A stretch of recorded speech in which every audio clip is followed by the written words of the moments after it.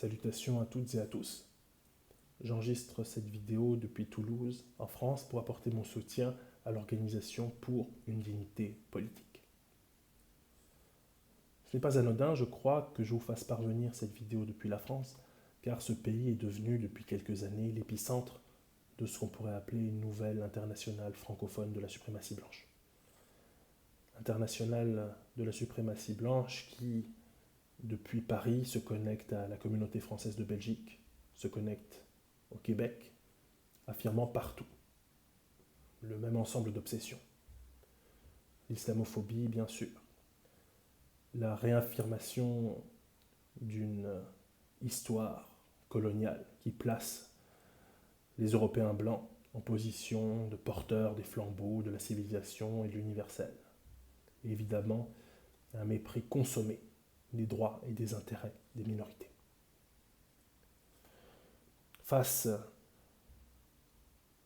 à la menace que représente cette nouvelle internationale de la suprématie blanche, je crois qu'il importe, comme vous le faites, de réaffirmer notre dignité, de réaffirmer l'importance politique de cette notion même de dignité. Étant entendu qu'elle s'oppose aux quêtes de reconnaissance qu'impose le modèle multiculturel de l'État moderne. Au contraire, ce qu'il représente, c'est une connaissance claire, distincte de l'héritage historique dans lequel nous nous situons. Un héritage de déshumanisation et de violences innombrables. Comme vous le dites dans votre manifeste, vous vous placez dans l'héritage des populations autochtones qui ont été victimes de génocide, dont les terres ont été ravies et qui ont été considérées comme des étrangers, pire, des parias sur leur propre sol. Vous vous situez dans la lignée des afrodescendants qui, depuis les côtes africaines, ont été parqués dans les cales des navires négriers où ils ont été transformés en nègres, c'est-à-dire en biens meubles, en êtres sans aucune valeur autre que marchande, c'est-à-dire en êtres abjects. Vous vous situez dans la filiation des colonisés d'Afrique et d'Asie, qui, par les raffinements de la théorie raciste, ont été privés du droit de jouir de leurs terres et même de jouir de leur corps, soumis qu'ils étaient au travail forcé, à toutes les privations et à tous les pillages.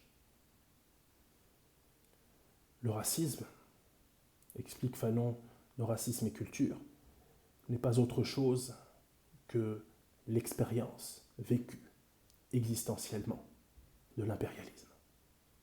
C'est l'impérialisme tel qu'il est expérimenté par ses principales victimes, c'est-à-dire les colonisés. Nous nous situons dans cette histoire. Nous sommes les héritiers de cette histoire.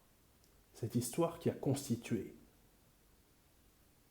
un monde clivé, un éventrement du monde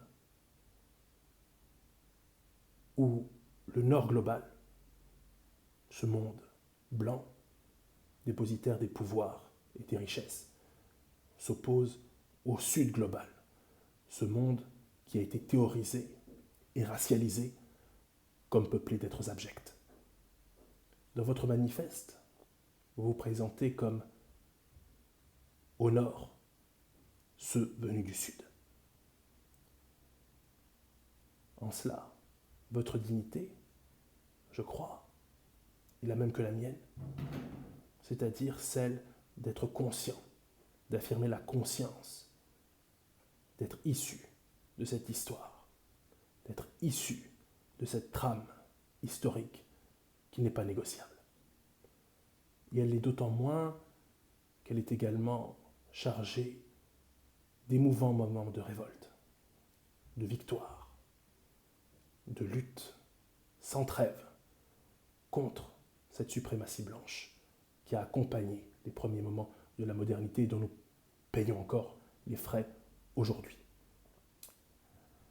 Face donc à cette nouvelle internationale francophone de la suprématie blanche, je suis fier et ému de soutenir la fondation d'un mouvement aussi important que celui que vous portez pour une dignité politique, afin que s'oppose à cet internationalisme raciste et chauvin un internationalisme décolonial, issu de l'histoire de la révolution haïtienne, de Bandung, de la tricontinentale et de toutes les luttes de libération qui jalonnent notre histoire.